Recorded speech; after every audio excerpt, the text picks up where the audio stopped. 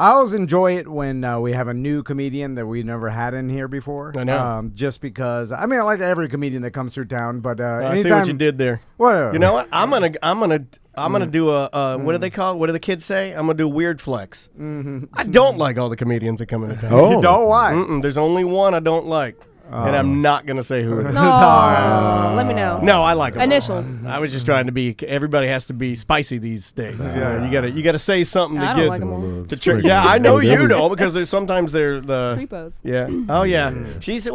Sometimes we've had guys in, older gentlemen that make comments that don't really sit well. Of course. Yeah, like... Of course. Like you're jiggling is one that stands Well, out. that was... That was an old man. That was an old man. Old man. You're jiggling? So Yeah, he said that to her. But I was trying to fix his headphones. Yeah, he's like, you're jiggling. And I'm like, uh-oh. leave him alone. He doesn't know any better. Yeah, he just gotten out of jail, too. Really? Yeah. Come on. Oh, wow. It was our friend Bubba. I don't mind saying it. So I don't mind. Man. he's going to be at Straight the Improv, 2 shows tonight, 2 shows tomorrow, 1 on Sunday. Tony Baker's in the studio. What's going on, Tony? Yes, what's happening, man? Not Thanks much. for coming in, man. Appreciate the time. I like the setup in here, man. It's Thank really you, dude. nice. It's we do a lot with a little because we left radio to do this 100%, and I know Yeah. you do a podcast. I was listening to you this morning. Yes. And you can do a lot with a little. Like I Yeah, was you listening to can. you guys in the car on YouTube.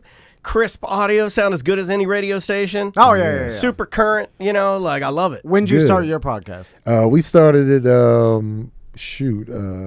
last year, like late last year. Yeah. Yeah, and even before that, I had my own podcast that I was doing called Verbal Cardio, Yep.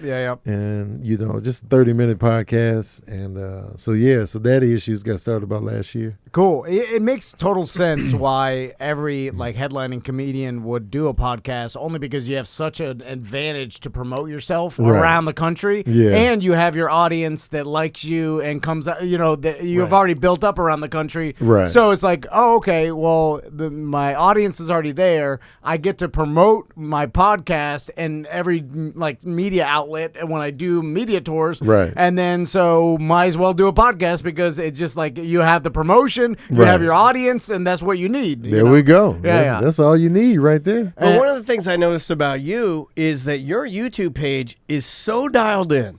Yeah. Like, it's so organized. It's perfect. Like, when I went there this morning, because I was like, I want to listen to a couple of his newer shows just to see what he's been talking about. Yeah. And I'm looking at your page, and everything is perfect. When did the switch go off in your brain to say, man, I gotta roll with this? Because a lot of guys that have been doing this for a minute, and you're not old, but you have been doing comedy a while. Right. They don't want to embrace it. Yeah. You get it. Like, your page is the way I want our page to look, and it's not there. So I was taking notes this morning. I was writing some things down. It's all organized. It's like, here's my stand-up, here's my podcast, here's roast, here's some dad jokes.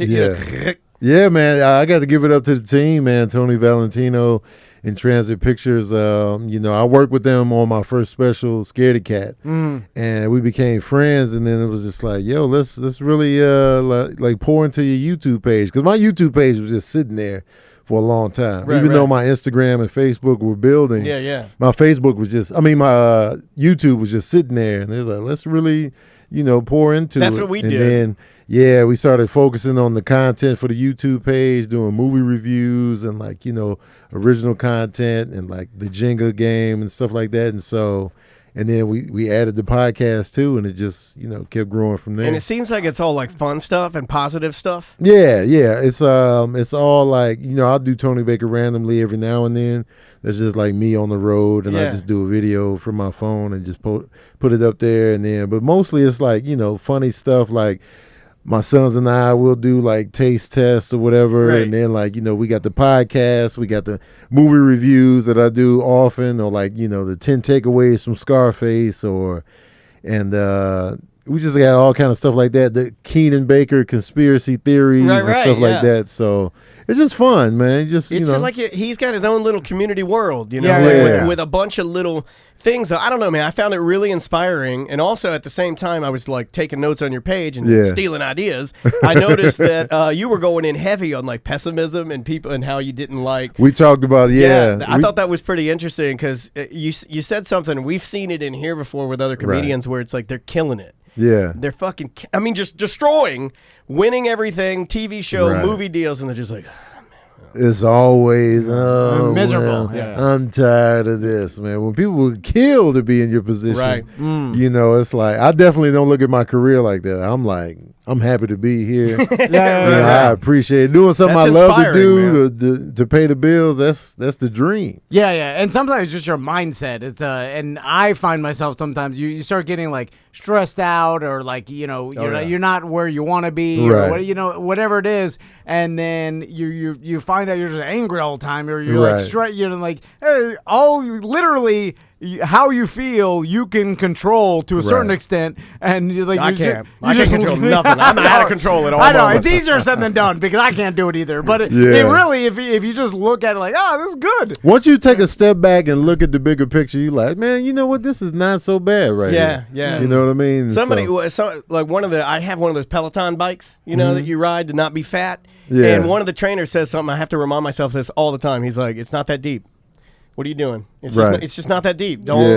Don't take it where it shouldn't go. It's right here on the surface, but you're digging down in it. You don't need to do that. Yeah. So the digging. I try to remember that, but I'm just not good at it. Tony, how many kids do you have? I got 2 kids, man. Are they both boys? 2 boys, 19 and 18. You better take some notes. Yeah, that's 2 boys. Okay, that's when I have 2 boys. You do not look like you should have a 19 and 18-year-old. Yeah, I started early. Get him out early. Also, you've got the same thing. Smart, man. I'm be old dad. Well, I got this gray in my beard. By the time my daughter can walk, I'll be in a wheelchair. You'll be 85. Wheel me out. And you'll look like you drank from the wrong grail. How bad white people they age poorly. I know. Very bad. Oh, I know. Every morning I look in the mirror and I'm like, So Tony, I've got a 4 and 5-year-old. Okay. So I'm starting my journey right now. Now, okay, with 18 and 19-year-old, you like they were teenagers and like peak. I call it like the social media experiment, right? Because like our society was given social media, but with no one knew because it wasn't there before, so no one knew what the rules were, what was going to happen and stuff. And so your sons are probably prime time in the world of. They were teenagers when social media was relatively new and society didn't know how to handle it or didn't know like any rules or who were trolls. It's the Wild West. Yeah. How did you handle it? Your theory has been that they're less affected by it, right? We're the ones getting effed up by it and getting hurt. Because they've been around it more, it's almost like it's easier for them to navigate. Yeah, because it's like, how we grew up, TV in the 80s. It was just like 3 channels. It was just NBC, ABC, CBS. And Fuzzy Fox. Fuzzy Fox. And then Fox was like, hey, we're not fuzzy anymore. And then now you got 87,000 channels. And nothing was on demand when we were kids. No. It was like the cartoons were on the Saturday morning, and then like when you got home from school in a window. Had that little window. And then when they were done, there was like, well, I can't watch. If I could, I would. If I had unlimited, like my sons have, like, what 1 million cartoons do I want to watch? I could watch anything in the world. The possibility that Cartoon Network is cartoons all day. I would literally basic bitch wait on my mom and dad's bed because they were the only ones that had the TV in their room. I wasn't allowed to have that. Plus, we probably didn't have the money for it. Right. And I would wait on their bed for the Charlie Brown Thanksgiving special to come on. And then that ABC special thing would swirl with the rainbow colors, and I'd be like, I'm here. Yeah, man. Pumpkin Patch, Charlie Brown, everything. Man. The little redhead girl, all that. I don't want to sound like old men complaining about how things used to be, but what is going to be like the damage caused by having everything you want at any time you want? Is that going to be bad? I just always say, man, I worry about the social element of it, but even then, I think they're okay. Wait a minute, everything you want when you want it, you're saying you'll be president. That's what I was talking about. Here we go. How have you seen your sons navigate through this like new world we live in, and what do you think? Because now they're like, young men. Like I'm sorry. You know what's funny? You know what's funny about that is that I feel like I navigate social media better than they do.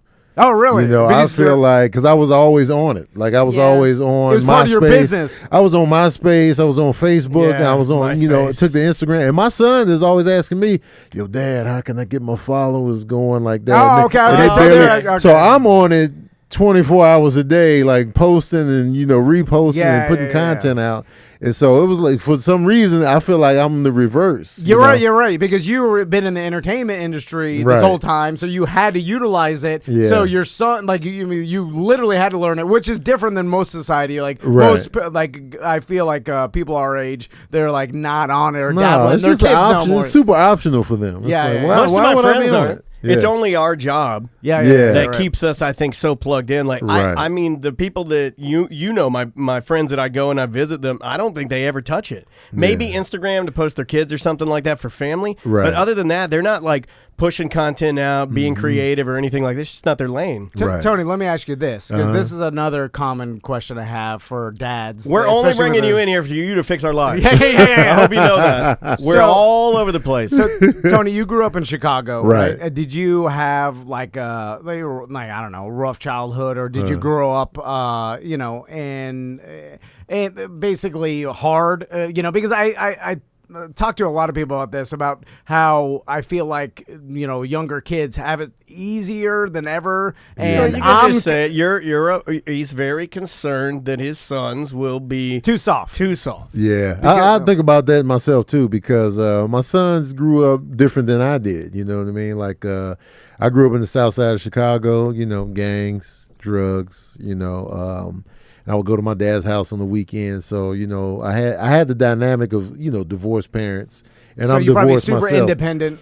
Yeah. And then, my sons had I would say, a better upbringing than I did in terms of environment. Environment and stuff they had access to and stuff like that. So, and I look at them, I'm like, sometimes I feel like, we made it too easy for them in a sense. That's what I'm like, thinking. Providing everything. And then sometimes I'm like, well, they'll be okay. You know what I mean? Like, because you want your kids to have it better than you had it. You always want them to. Yeah, why wouldn't you? But when does that pendulum get too, when do you give it too good? And then like, I'm almost at the point where I'm like, I want them to have it harder than I did, because I'm on the borderline too soft. Like if shit went down, I mean, I'll die quick. Because I'm not used to the hardship. I'm like, fuck, the AC went out. Like, I'm gonna kill myself. I can't take it. I'm just worried about that, and like, because like, I imagine if you grew up more independent and you grew up faster, then your sons, you're like, oh man, are they gonna be ready for the harshness of the world? Because no matter, everybody experiences the same shit. Once you get out there trying to make your own living, out there, you're in there. And like, for me, like, I grew up in Chicago. I was taking the city buses to school by myself, younger than them. Like, my sons, they're getting rides from us to and from school. They also like an Uber, they got all of that, and I was on the city bus with the people of the city. And like, in Chicago, and I'm like in 7th grade, like, on the bus by myself. And the people that ride the bus in Chicago have seen some shit. They're hardened war veterans. Man. Well, I think you and I, when we were there, what did we got? What is it called? The L? We were on the L. We went on the L one time when I sat down, a empty bottle of brandy went in my butthole. Some mom had left a bottle of brandy on, and I sat on it. You're like 1 out of 3 of these people. I wanted it full. Have witnessed someone dying for sure. And that's what I was riding with. And that's but my sons didn't even have a piece of that. You know what I mean? And so I was like, man, they got it too easy. Even my oldest son, we got him a car when he turned 18. Nice. And I always imagine, like, they get the raggedy car first, because that's what I had to transition into a decent car. 82 like, Rabbit. I had to put it together. You were getting whatever you could afford. I had the 67 Chevy Bel Air. How much you spend for it? Oh, my mom found that for like $300. It was a clunker. You know what I'm saying? Mine was right at $375. Yes. Piece of shit. And I'm right. It was booger green. Piece of shit. Dented up.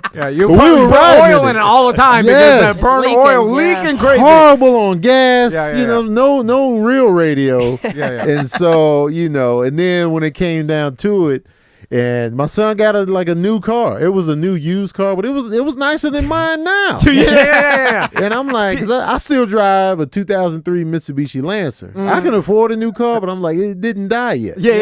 So why would I get a new? I like the no car payment life. I'm hooked. Well, that's what I'm worried about with my son. Like, that comes from your upbringing. It's like you're really stable. You get your 2 feet on the ground. You're like, hey, like I'm logical. I'm gonna drive the same car. It's not broken. Who cares? Well, I waste the money. Right. But then you get your son a nicer car. A nicer car now, than mine. What did you tell him this is like what was that decision like? Did you? I mean, you know what it was? I'll tell you exactly what happens. Me and my wife got divorced, so it was like they called me. And we got divorced in 2012. So, but it's been like cool, smooth sailing. You know what I'm saying? Good, yeah. And so, well done.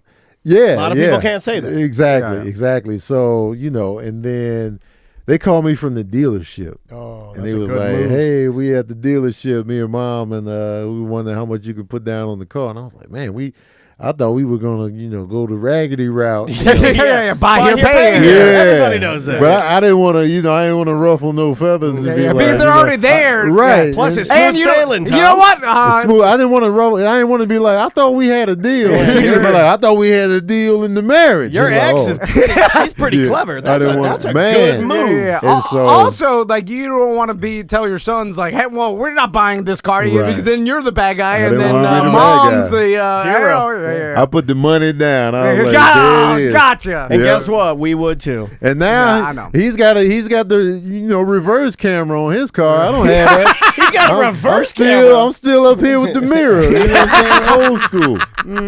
Nice.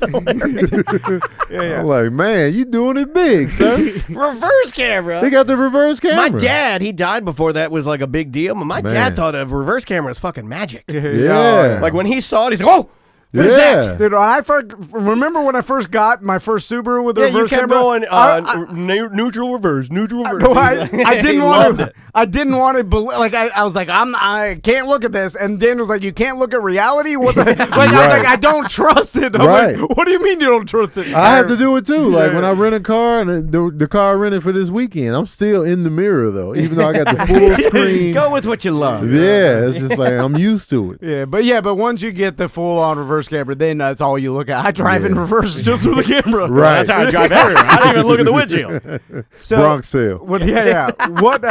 What was your journey like coming up as a comedian? Like, when was that one pivotal turning point where you were like, all right, I'm doing this for a living now? Like, what was the transition? Divorce. Was it divorce? Divorce, because it was like, I started doing comedy in 2008. Got a divorce in 2012. So it was like, I was primarily living off of, stand-up and acting gigs, whatever I could, whatever I was getting. That's was the primary. There was no, because, my wife, she's a nurse, so she always had stable income, you know what I'm saying? Meanwhile, I'm pursuing the entertainment, so it's like, it's random. And so now, 2012, it's like, yo, I'm living off my craft now. Yeah. And that was the turning point to where like I really, do this, and it's scary too because I'm like, I don't know where my next gig is coming from, and that was the big transition right there. And a lot of people don't even like any job where you're relying on your next gig. I mean, even like my wife, the realtors like this. Like you're waiting for the next sale. Like nothing's guaranteed. You don't get that 2-week paycheck from a corporation. Everything's about when's your next gig. Right. When did you finally? When were you finally comfortable with the fact that things will come? Because I imagine the first couple of years, 3 years, where you're like super anxiety ridden about shit, when's my next? What if the phone doesn't ring? What am I going to go back to work? Did you ever think about do I have to ever fall back onto a day job? Absolutely, I still think about that even now. I do too. What if I completely dry up and then all this stuff I've saved and then I got to go back? I always think about that. Even like if I have a bad set, I'll be like, man, was I even meant for comedy? Was I just lucky this whole time? You know what I mean? I look for old man jobs. Yeah. I do that. Like if I'm walking around in Publix and I see a guy that looks about my age or maybe like 10 years older, like cutting meat, I'm like, yeah. All right. I think that way. I can slide right into the meat department. That could be me at any moment. That's how I think. And so even though everything has been getting better each year, everything has been growing each year. Yeah. It was but also at the same time, like I can honestly say that it's always been provided for me. like I'd be like, oh, I don't know how I'm gonna get through this month. Something will come up. I don't know how I'm gonna get through. Something kept coming up. I would have to spend money on my sons for whatever they need. I'm like, man, I don't know how. And then something would come up, and I'm just like, man, maybe the universe is on my side with this, career path I chose. Something always comes up. Or maybe it has to do with the fact that, like we were saying earlier, that you don't seem to be negative. Yeah. It doesn't seem like it gets you down. I mean, you're kind of like, I don't know, but it's not like you're saying. I worry, but it's not like. Right. It's not that deep. Yeah, you kind of keep it up here. Something always comes up. I got to get better at that. Do you ever turn down stuff? Because I've heard from a lot of comedians, like especially when they first started, they just take everything because you're just like you said, you have anxiety about when your next gig's going to come. So you're just like, fuck it, I'll just take this. Yes. And then a lot of times that turns into, you're like, oh, shouldn't done that. Look at this. That was and then you're like, I'll turn down that next time. But do you have any moments like that where you take everything and then you're like, oh, I'm not doing those anymore? You know what? My girlfriend gets on me about this all the time. Hey, my friends too. I don't sit down.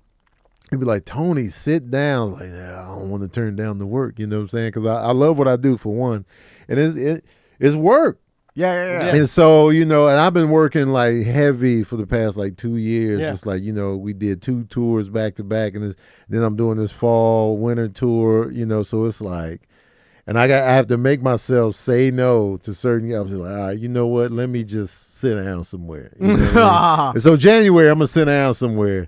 But there's definitely been gigs where I'm just like, why didn't I just turn this down? Like, like, but it was work. Yeah. And you're like, and even me and Daniel are in radio, where like you get offered like shitty gigs, right? Like even like, hey, go stand at the gas station under a tent, hand out fucking koozies. But they pay us $150 an hour, and then I'd never turn it down. Be like, $150 an hour. $150 an hour. I remember working at Home Depot. Fuck it, I'll be like, I'll stand underneath the tent. I'm not too good for anything. Yeah, I might do anything for $150 an hour. Yeah. I mean, anything, stuff that I don't even want to describe. Right. That's a lot of money. That's a lot of money man. an hour. Like when I break down hourly what we get paid for a gig or like a weekend or whatever, and you break that down hourly, I'm like, nobody would turn that down. No. Yeah. But absolutely now, to be honest, if someone tried to offer me $150 an hour to stand underneath a kangaroo gas station tent, and now I'd be like, fuck it. I will not do it. No, I'd go. Fuck the just tell How many hours? Yeah. How many hours? Well, if it's 2 hours. No, but if it's 2 hours, I go, okay. $300. First question, what part of town? Yeah. What time of day? How far? I'm going to measure heat, and I'm going to measure clientele. The heat is key. Yeah, especially around here. here. Florida, it's going to be hot anyway. We're in a swamp. So, I mean, but I might. Got a tent, though. And also, if we're inching into December, I might go, all right. Is it down the street? Or if my wife, exactly. Or if my wife's like, I booked a Disney cruise, I'd be all right. If it's on the way to wherever I'm going, and I can so work it out, yeah. But if on the way to Lowe's, if I have to drive, anyway, I'm just saying there comes you're too good for it. No, I'm not too good. There just comes a time where you just bounce it out, and you're like, I'm not there yet. I'm slowly transitioning into that. Like with the travel is a big thing for me. Like hard, isn't it? Where do I have to go? Like I've turned down cruise gigs lately just because I don't like being gone and on the ship for 7 days. Yeah, then you're trapped on I'm just like, no, I'm done. Yeah. Of course, even though it's good money, it's so you weigh it out. You're just like, I could do other things because then you have other opportunities, as it expands and everything. Cruise ships are like my last resort. Like right before I go to the 9 to 5, I'll go back to the cruise ships because comedically they're not that satisfying, and it's just long 7 days on the boat, and sometimes even 2-3 weeks. Some comedians do, and I'm just like, the pay is good, but I'm just like, my soul. Killer Bees does that. Our buddy Killer Bees, he that guy is. I think he's coming into for landing there. Well, I think that's his thing. Yeah, he likes it. Though. And if you because the money is good. The money's good, man. And he brings his wife with him, so and his kids are grown. I mean, I think he's just like, he's like, fuck it. I get it. There's an option. I mean, better than my idea of working at a deli counter. Yeah. And you save a lot of money when you're on that ship and you're not on land. man just spinning. Yeah. You say, But you get a lot of diarrhea. So that's the horribly. bad.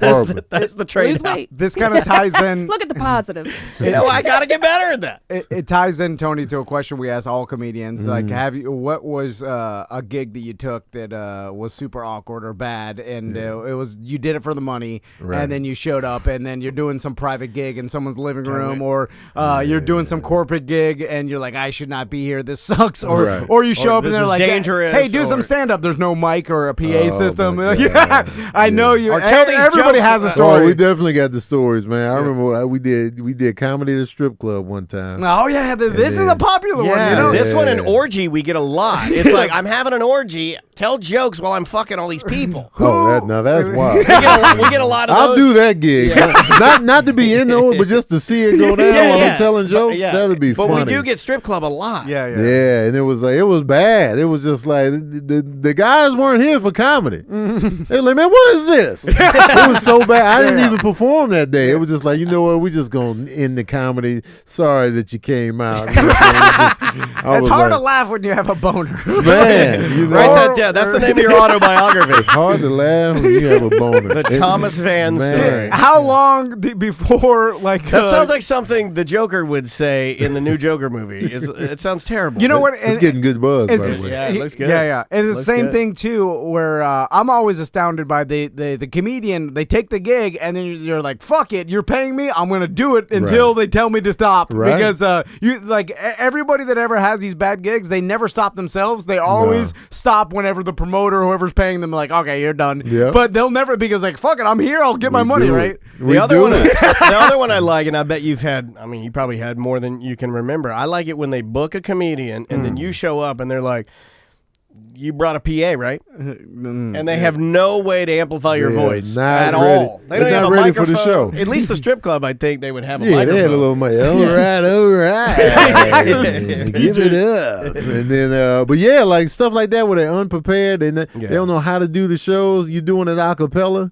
You know, I've done an a cappella show or two, you know. Outside comedy is the worst. Yeah, I've heard that. Like being outside doing the stand-up, Because people can spread out. People can spread out. They can just tune out. You know, it's hard. Yeah. Why? You know, we've done this before, so I'm asking like, why does this happen? If we've done it multiple times where we put comedians in bad situations, but by totally accident. we don't mean to do it. But we're just promoters really dumb. Whoever sets up events or promoters, I mean, I'm listen, us too. You just don't think about it for whatever reason. You're like, hey, that'll be fine. It's 3 p.m.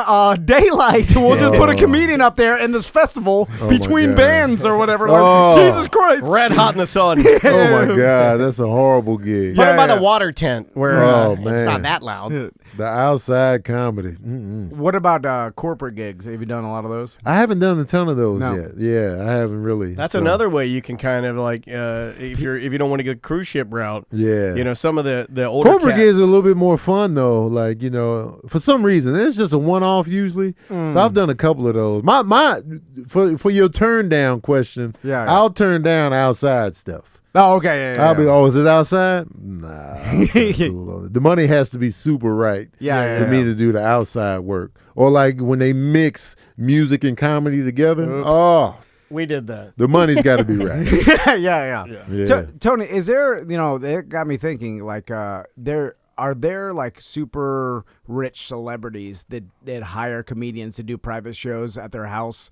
Like I'm talking about like A-list comedians. You mean like an Elon Musk? Yeah, like or like some of these tech billionaires or whatever, and they're just like, I want like in Silicon Valley when they're celebrating Louis certain, CK, and they got Kid Rock playing up on stage or something. You like, know, like I heard he was in the show. In what's his name? He's an Australian comic. In his last special, he was talking about doing comedy at some dinner party in front of a bunch of celebrities. What's the Nothing like the old plate clank. Clink, clink. Yeah, to ruin some comedy while people are going through a buffet line getting baked ziti. But, man! But they were able to hire him because they're ultra rich. I mean, have you heard anybody like that? And I've heard stories like all the time, like, you know, gigs like that. Like even Russell Peters like did a gig for like some super rich, and they just had him come You're out talking and do about the show. Jim Jeffries, right? Jim Jeffries, yeah. Jim Jeffries. Well, yeah. then you think about other superstars too, and how weird it would be. Like, is it weird for Beyonce to go to like Dubai and sing one song on a tiny stage? Well, it's not weird when she's getting paid $2 Right. million I for get it, half but, an hour. I want to know Right. what she turns down. Yeah, because I'm sure they offer, and I'm sure and it happens all the time with musicians, comedians, and stuff like that. I remember I went to not Dubai, Seychelles. Yes, this is our Seychelles. favorite story. Yeah. You met the prince. Yeah, And, Oh. Lunel, when we had Lunel in here, Guy Tori. I all of wonder our. what Yeah. comedians he has not had there yet. Because it seems like everyone's going there now, right? Yeah. Well, I mean, this mean, guy's really ramped it up since. He Yeah. loves comedy. He does. Who was the other comic He also, that we just had I in? think he. I mean, Who was just talking about the Seychelles that we just had in? It wasn't Guy Tori. well, we did talk to Guy about it multiple times. Yeah. I know Lunel's been there. I know our Twitch chat room will remember. but- Somebody in our Twitch. no, it wasn't Red Grant. It No, was, it wasn't It Red. was someone that a couple weeks ago. But anyway, so this is me and Daniel's favorite shit to hear about because Yeah. it's so weird. Was it Ono Rollins? Godfrey. Godfrey? Godfrey. I just saw him last week. Yeah, Yeah. he was in Yeah. Seychelles. We but- love that guy. So Yeah, he's tell us great. about your Seychelles experience because every single We're obsessed with it, it's Yeah. But I don't think crazy. we're ever going to get to go. But I would just No. go and you could just say, I'm like your assistant. Right. I just want to, I'll carry your bags and I'll do it real. Yeah. I just want to see the setup. So Right. the story is always like super nice flight over there. Did Yeah. you get the whole like? I didn't get first class or anything, but it was a nice flight. Like so, it was short notice. First of all, right, Okay. right. Cat hit me up. Hey, can you go to Africa? This I was like, when? Like Friday. He hit me up on a Wednesday. Really? I left Thursday, okay. and I was on the flight over there. And But there's the money, right? the money's great. You Okay, know what yeah. I'm saying? Especially for I did 20-something minutes. You know And what I'm then saying? they flew you Flew all all the way over there. I Twitch was chat on room stage. says it was Adele Givens. Oh, Adele yeah. Givens. Yeah, Okay. that's what our because I love her so much. She's so Yeah. sweet. But like, Yeah. it seems like the ladies have a little bit different experience than the fellas. Yeah. Probably, and I went out there and I took another comedian with me named DC Irvin, and we went out there, and it was short notice, boom, boom, boom, boom, boom. Yeah. We're on the flight. We get there, beautiful. Yeah. It's a one of the- resort, right? It's one of the most beautiful places I've ever been to. I was like, this is amazing. And then, there was the bats flying around, the big fruit bats, the flying foxes they call them. So I'm all in. I'm following them around. I've never heard that. I'm following them around the island like, oh man. And, It sounds like a beginning of a horror movie. yeah, it does. It does. Like I'm in paradise. There's a big ass bats. You're like, oh, huge. They were carrying do I- babies off. do I follow the bats to the castle? Right. Like, I was following This the seems like bats. not a good idea. I almost walked into a spider that was about the size of my hand. It was like we made eye contact. It was and then like the next night we did the show. And it was now I heard stories about it before I went. It was just Right. like one man, all women. Diamond Those shoes. are all his women. gay guys He's in everywhere. the back. Don't say anything to him. Don't look at him. Don't Yeah, mention yeah. him. And so when I went there, it was men and women there. And so I thought, oh, this is not what I expected. But then they say, well, those guys are gay guys. Yeah, they're the gay guys. Yeah, They just did that to change the energy of the room. And I was just like, oh. So I never mentioned anything. I just did my set. Sure. 25 minutes. And then I was gone. Pay me in cash. Send me back to the room. There was no hanging out with the people that were there. Yeah, It was right, just, right. Go back to your room. And then thanks for coming. Did you They see? were great. Did you see the prince? I don't even. He's not He a prince. but he just looked like a regular guy. I think it was him. I'm not sure who the guy was. Yeah, Right, yeah. that's what everybody says. That's the mystery. The only person that we've talked to that I think knows who the guy, the sultan, the prince, Yeah. the whomever you Lunel, want to yeah. call it, the genie, Yeah. is Lunel. Yeah. Okay. Because she stormed him because she wanted to give him one of her razzle shirts. She has a Okay. shirt that says Yeah. Lunel in the crystals. Yeah. And when she started running to him, she said that the security started to freak the F out, like, wow. oh no. But then he's like, no, and he called him off, and he said, it was almost like, Jesus, come on to me, Wow. and then didn't he kiss her? or she kissed him on the cheek. Yeah, something like that. And people, this is and the then, closest and the guy to was Game like, of Thrones no ever. one has ever done that. You Like, know, wow. Like this shit is going on now. Like, this is Game of Thrones shit. This is some medieval weird. I gotta infiltrate. I'm gonna have to pretend to be the old gay guy. Harem. He has a harem of women. Like this is crazy. He just flies entertainment to him. Man. Like, Wait a minute, hold on a second. Tony Baker's I might be onto something. coming, doing 25 minutes of 25 private show. minutes. Hold on a second. What's the one It's theme? crazy. What's the theme here? What? Does he invite any white comics? Yeah, Paula Bell went. Okay, No, all right. Because Paula I was Bell gonna was there. say, like, I'm trying to You're track this guy. Yeah. I want to see. Paula wanna Bell's see been what a he's few about. times, All so right. yeah. But I don't know who else is going. You know what I mean? Interesting. Dude, I'm telling you, there's got to be a documentary on this because it's the most Well, fascinating thing. we're gonna produce it because I am obsessed with it. Because and you know what? I'm not even entirely sure. It might be more than one guy doing this because I hear the stories. oh, but what if then he has a brother? They don't always match up. I was like, wait, you were where? And it was kind of different when I went, so I don't know. Right. Because it's always the Seychelles Islands. We Yeah. know that. So there's that, and now The stage has a curtain. We did know it that look like you were because- inside No, a no genie's curtain. lamp?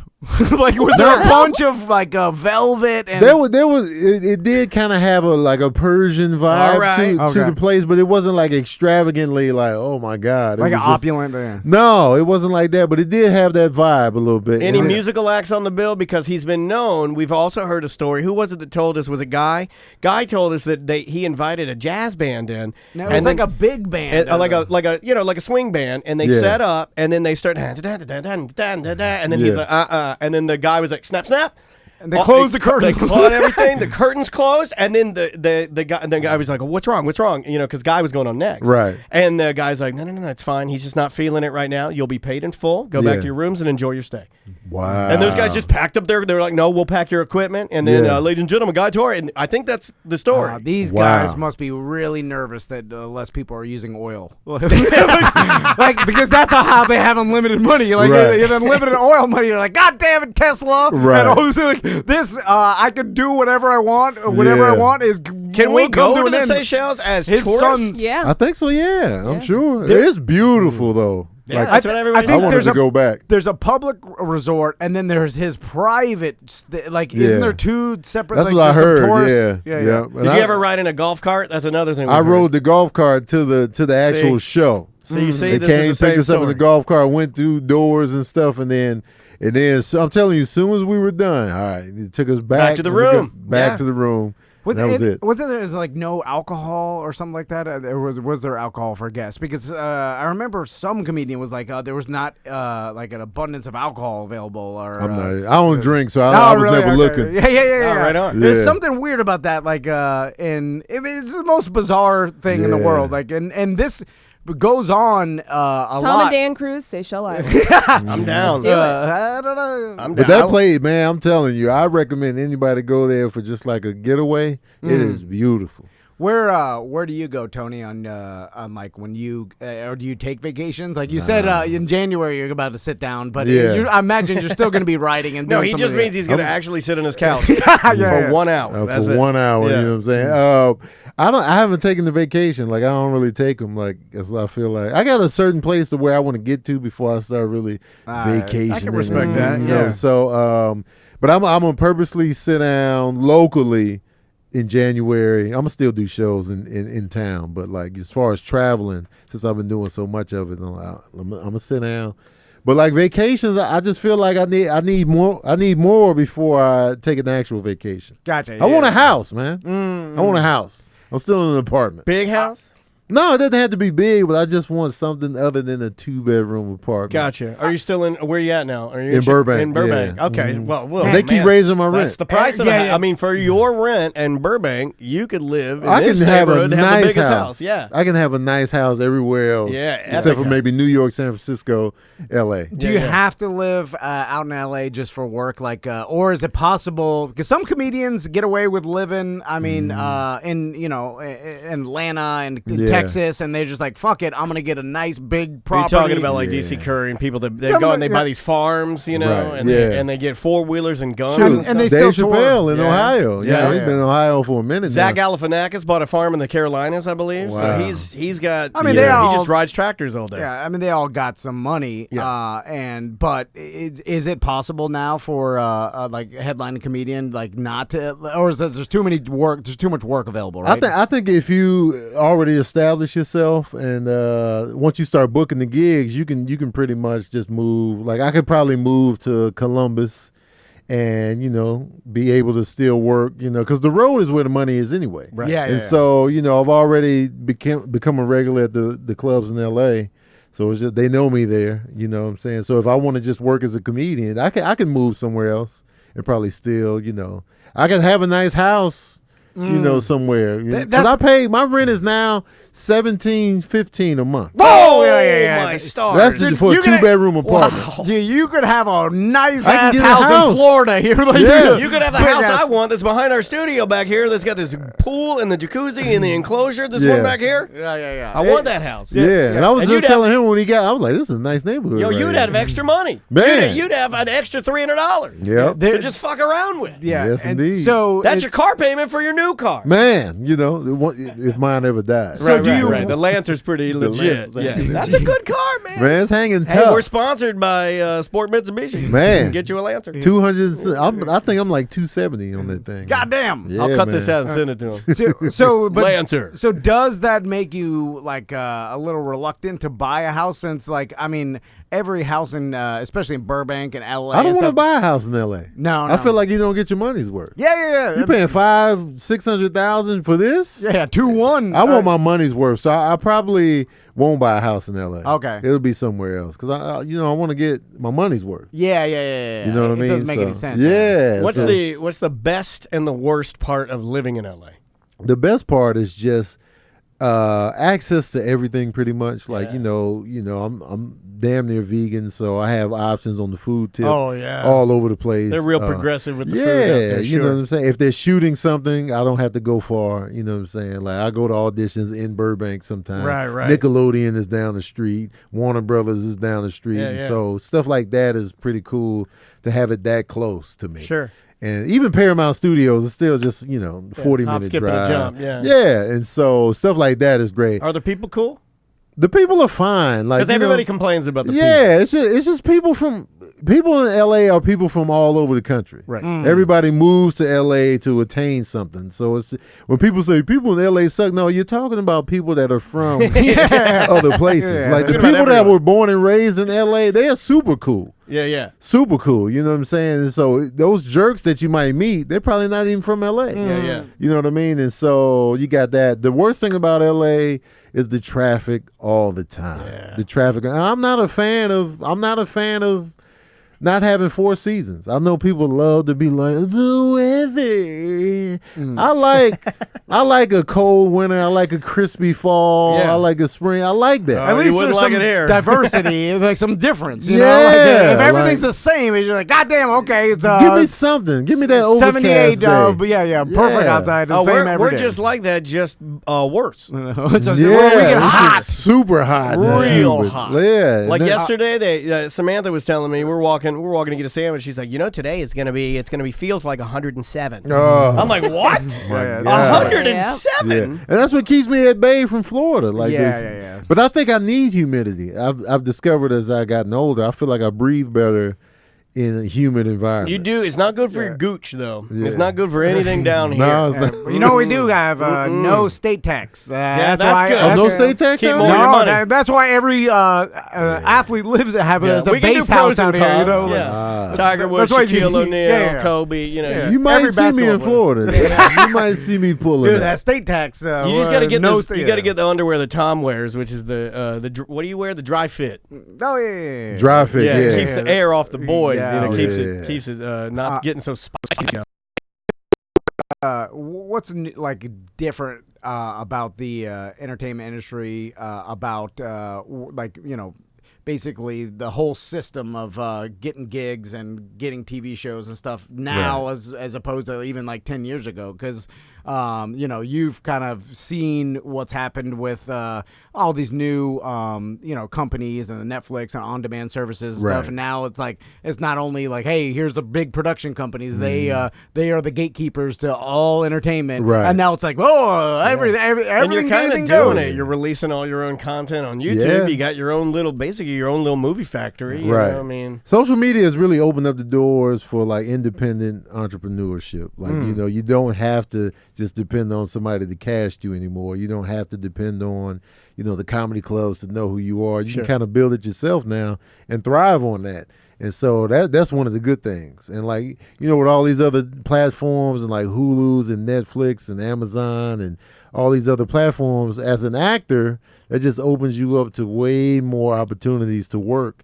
Like you can be on this show on Amazon Prime, you can be on this Hulu show, you can be on this Netflix show, you can be on all these cable network shows. So it's like you got all of these platforms that you can play in now, as opposed to like back in the day, like 10 years ago, there were more than the 80s, like we were saying earlier. CBS, ABC, NBC. Yeah, that's all I had Fox as a kid. bringing up the rear. Yeah, Fox but was now the new you kid. got all of these shows, all of this original programming. We need a cast. We need people to be in it. Even YouTube's got original programming. Yeah, the work opportunity. Everything, And so I feel like that really helps, the working actor or, the comedian. And what I love about stand-up is that I have more control over my career.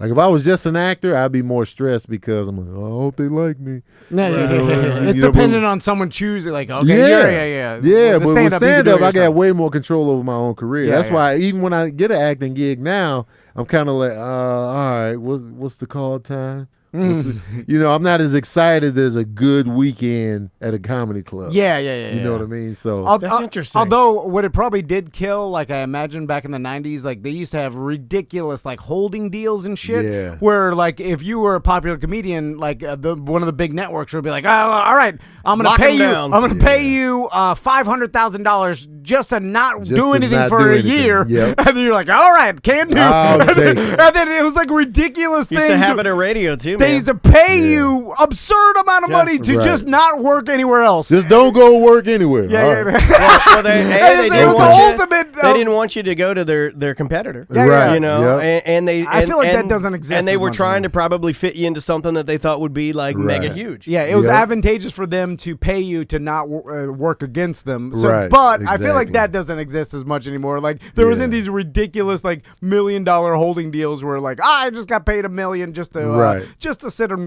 maybe write a book. Maybe I don't. If I don't, no penalty. I still get the $1 million. We shot one pilot and then I just sat. I was on the shelf. It's probably less of that now. Is there anything now that you're not doing that you want to do? Like, I want to do more voiceover work. So like cartoons and stuff, like that. Video games, commercials, video games, done a little all bit of that. It's I would fun. love it. I would love that. Because that way, I don't have to worry about wardrobe. Because I hate wardrobe. And you get a great voice too. Thank you, man. I did a travel show one time. Oh, but you never saw me, but I was the guy like, check out this cafe in Italy. Oh, and it was just easy money. Right. You just I read would the script. love it. Yeah, you could just show up in sweatpants. Like you're right because I went outside. I was smoking cigarettes at the time. I was just like, I need to take a break. They'd be like, fine, we got nothing but time. Like every I time, would love it. Yeah, It's every time you have to be on easy camera, money, man. you wake up because we've done very little. But like if we have to do a news or whatever, like I wake up and I'm like, oh, I should have drank last night. I'm like, I look like shit. Look at my big red nose. Look how fat I look at my titties. Yeah. I got titties. Then you're trying to like, you're like, if you don't, no one has to look at you. You sitting there looking like dirty laundry on the TV, but like they just hear your voice, you're good to go. Yeah. You're right. That is like the sweet spot. Oh my god! Especially like the higher echelon of voiceover We gigs. should introduce them to our friends here in town that do Madden. Introduce me to your friends that do Madden. Yeah, I'm because for they're it. always looking. They do so many video games out of Orlando now. Yeah, that would be perfect I for would you. love it, man. You know who screwed this up for all voiceover actors? Like I think Gilbert Godfrey, and I'll explain to you why. Well, the Afflecks So scandal. the Affleck. Okay, so when I remember when he got fired from the Affleck gig for his tweet about the tsunami an or whatever. Insensitive tsunami. It was one of the first times like a big star has been like reprimanded or fired. Wait, what did he get fired for? Well, so he made tsunami back in like this was like the Sri Lanka tsunami. Yeah, like 2004, 5. Yeah. I want to say and he made some rubber ducky tweet. It was like Gilbert Gottfried don't give a fuck. Like, by the way, that's what Gilbert Gottfried does. Like, remember his like right after 9/11 when he did the roast and shit, and he started making 9/11 jokes. Like that's his thing. It was like at the time people were like, oh my god. Now everybody's like, oh, I can't. That's the first cancel culture thing I think I remember. So, but here's why he screwed it up. They're like, you're done. When they released how much money he was getting paid from Affleck just to go Affleck or whatever it is, just to make that noise. Was not good. That was not good. Anyway, that's all he did, and it was something. Samantha could look it up, but I remember when it was a Japanese tsunami. He made like 12 different like jokes on Twitter about it. Yeah, so I guess it was So he went in. One, but he did 12. He went in. But like nobody. It's like when I read those because I follow him. It wasn't like I was like, how this is out of character. Right. Like he's always pushing the limits, man. Yeah. People don't know that though. People that aren't comedy fans don't know that. Yeah. Just like Bob Saget, nobody knew he did like blue comedy. Yeah, they all thought he was from Full House. People don't know like their and Gilbert comedy Gottfried, style. the true Saget. Yeah. Didn't they ever listen to Howard Stern?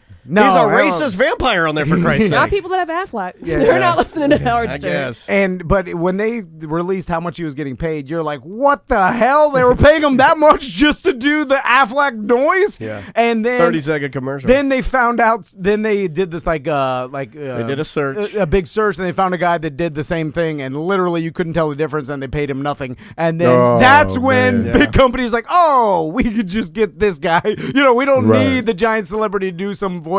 Yeah, like and that's what ruined it. Like when, goddamn Gilbert Gottfried. Gilbert Gottfried, you son of a. Like if he had just rode that wave and shut his mouth about the tsunami. Remember, Kraft hired the golden voiced bum. The golden voice homeless guy. Yeah, Kraft hired him, and he did one commercial, and then I think he beat up his sister or something. There was like a Dr. Phil. Yeah. He went crazy. You're like, oh, that's why he's homeless. It's not. He was not the. All you had to do was cash that sweet Easy Mac check and just ride it into the sunset, man. But then you had to go and beat up your sister one night because you started drinking, I don't know, whatever you were drinking. Speaking about people ruining it for themselves, Tony, you a football fan? Yes. Have you heard about the Antonio Brown shit that's going on? Vaguely. Okay. What's the update on Melvin Gordon? Because I got him. He's probably going to be out for a couple weeks. It doesn't look like he's signing anytime soon. But anyway, so Antonio Brown, the news story is the Raiders are going to suspend him, like the GM. He got in a fight with the GM or whatever, and a physical fight? Not a physical fight, like an argument. And I think it was social media, right? It's on social media. They started mixing it up, and so now he's getting suspended. And this has been weeks of weird shit that he's been doing. Froze your feet, the helmet thing and whatever.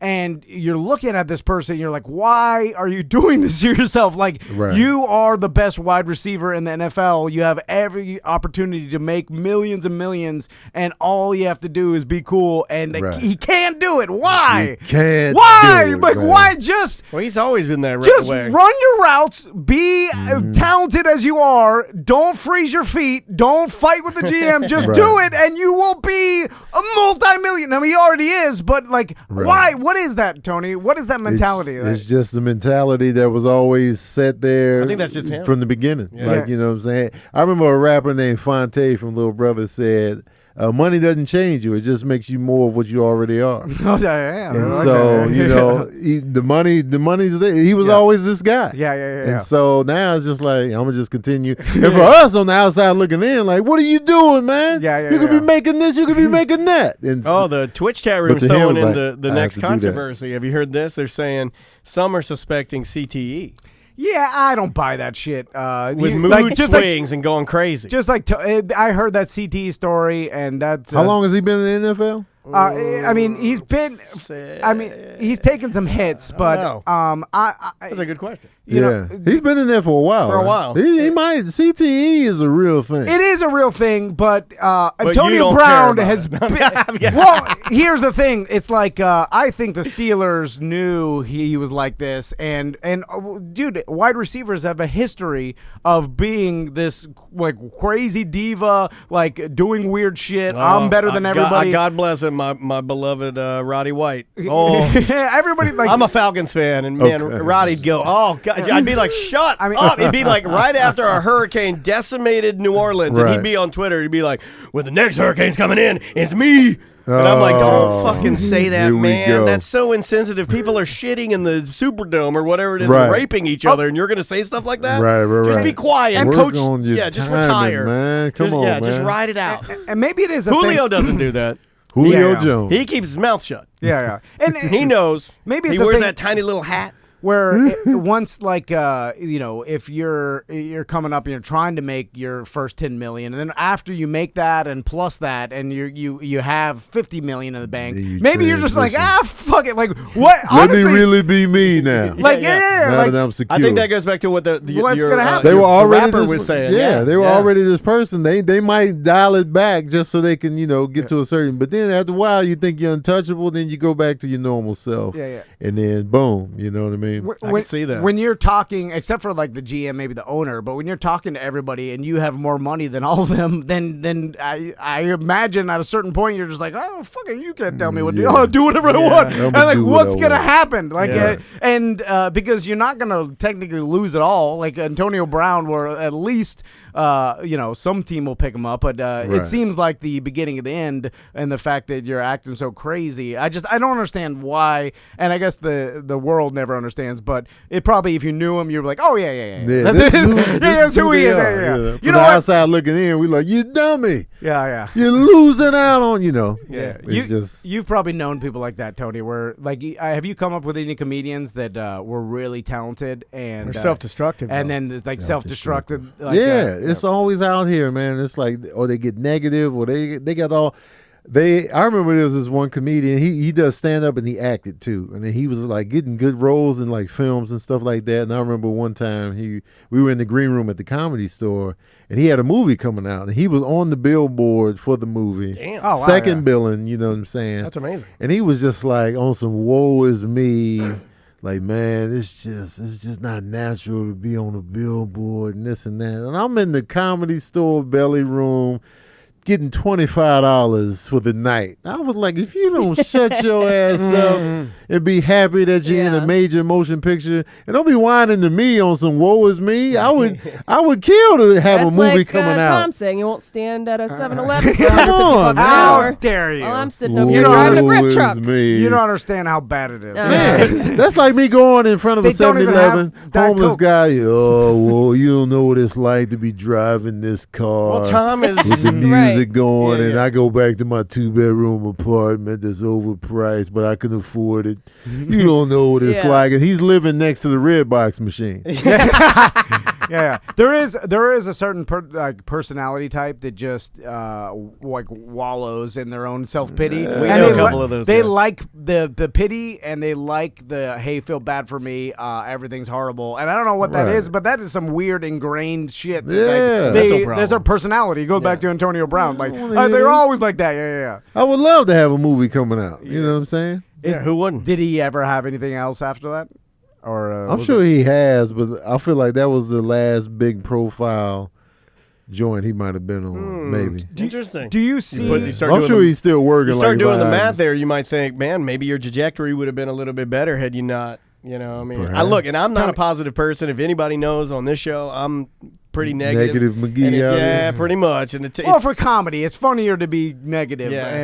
Because that's what we like no one's that's ever our show. We at, complain for a living. Yeah, correct. But like off the stage, you gotta kind of switch the energy up a little bit. Yeah. Now, I got one last question for you. Is there any trait that you've seen with other successful entertainers that you were able to be like, oh, okay, all these guys have like maybe this or that, in common. Like because I've seen through all the headlining comedians that come through the Improv. We interview most all of them, and all of them have a couple things in common. They're all super nice. To at least to us. When we're here, like generally, we call that "don't be a dickhead." Yeah, they're not a dickhead. And they all seem to be like grinders, like hard workers, hustlers. You know what I'm saying? And I'm like, man, you're like the archetype of that. You're like the dude that's like super nice, and we know you work a lot. Because I see your YouTube page. I released 17 videos today. I'm like, God damn, I can't even get one out. Like you can't be successful unless you're a hustler, right? Nowadays, right? I feel like the key to anything is consistency. Like I tell people that all the time. They be like, how do you make it as a comedian? You have to keep getting on stage. You have to be consistent. How do I get my social media following? That you have to be consistent. Whatever you do, just keep doing it consistently, man. Because there's an audience for everything. No matter what you do, there's an audience for it. You know what I'm saying? I like to make handcrafted fox skin, sweaters. There's an audience for that. You know what I'm saying? Just be consistent. I see you've been watching my page. It's consistency, and that goes into the work ethic. Like you keep working, you keep grinding.